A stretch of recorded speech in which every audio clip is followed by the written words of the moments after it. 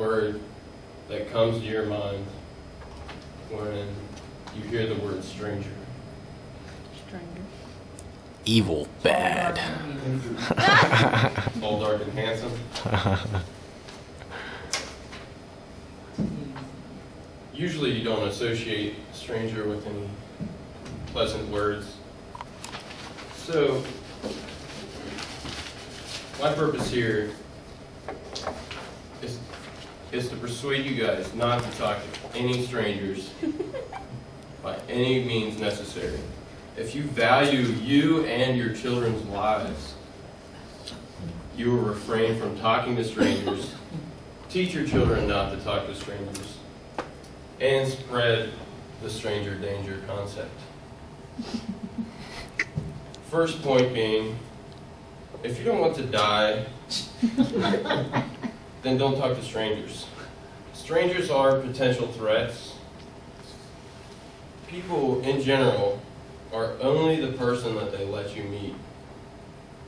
You understand? And no stranger has to necessarily look like a threat to be a threat. And even when you think you know your family members, they can also turn out to be a potential threat. According to the United States Department of Justice, based on the identity of the perpetrator, there are 3 distinct types of kidnapping. Kidnapping by a relative of the victim, or family kidnapping, is at a whopping 49% of all kidnappings. Kidnapping by an acquaintance of the victim, acquaintance kidnapping, is 27%. And kidnapping by a stranger to the victim, or stranger kidnapping, is only 24%. So that's almost double among families. And the rate of missing persons is still drastically increasing. According to classkids.org, the number of missing persons reported to law enforcement has increased from 154,341 in 1982 to 876,213 in 2000. And this is an increase of 468%. So beware who you associate with. Second main point, save your children's lives and keep them from being kidnapped by teaching them not to talk to strangers. So you want to have a curfew for your children. First off, don't let them go out past a certain hour. You don't know who's lurking in the shadows. Be aware of your neighborhood watch if you guys have one. Never accept anything from strangers. Stress that to your kids. McGruff quotes, Scruff McGruff, quotes, "A stranger is a person whom you have never met. You may have seen the person before, but don't know anything about him or her. Strangers don't look like monsters, aliens, or the bad guys you see on TV. They look like ordinary people." So teach your children the McGruff way. No, go, yell, and tell. Which, when they run into a dangerous situation, you want them to say no, and you want them to run away and yell as loud as they can and tell an adult, a trusted adult. According to missingkids.com, 797,500 children under the age of 18 were reported missing in 1 year period of time.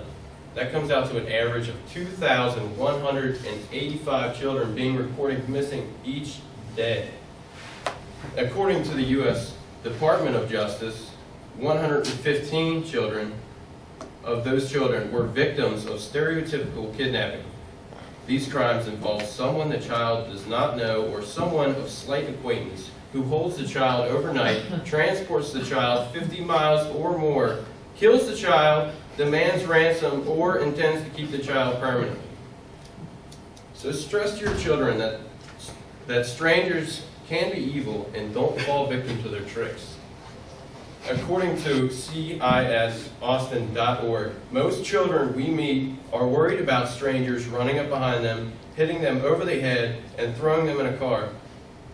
While this may happen once in a while, far more strangers use tricks instead of force to lure a child into a dangerous situation.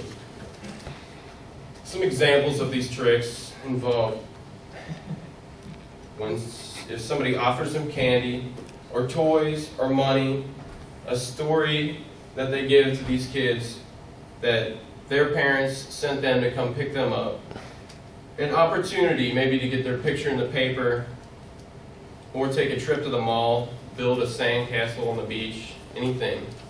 So beware. Or it could be a request for help, maybe to fix a tire. I don't know why a kid would fix a tire. Or find a lost puppy, or give directions. That's another weird one. Moving on to the third point, spread the stranger danger concept.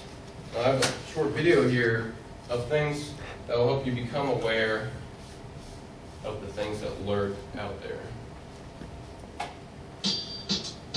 From the makers of Rapist Glasses comes a new product that's sure to put the sex back into convicted sex criminals. Introducing Pedophile Beards. Pedophile Beards give you that creepy sex face that women simply can't resist. Stop going unnoticed with your boring nice guy look and start scaring the shit out of people. Pedophile beards can be worn on their own or combined with our Rapist Glasses to create that rapist pedophile look that you've always wanted. Come by our store to check out some of our other products, like the Serial Killer Band, the Public Masturbator Trench Coat, the There's Gotta Be Something Wrong With That Guy hat, and our wide selection of pencil crayons. And remember, you don't have to be a convicted murderer / public masturbating rapist pedophile to want to look like one. Sex criminal fashion, because the bad boy look is for pussies. Okay, so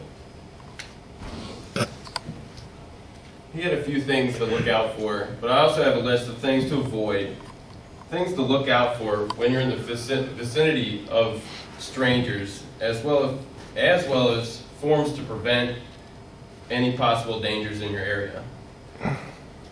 My list consists of a look out for handlebar mustaches, big glasses, unmarked vans with tinted windows or without windows, long trench coats, beards, awkward smiles, extended eye contact after eye contact has been broken, ice cream trucks, and toupees. And a few ways to help prevent any dangers from happening to your children in your neighborhood.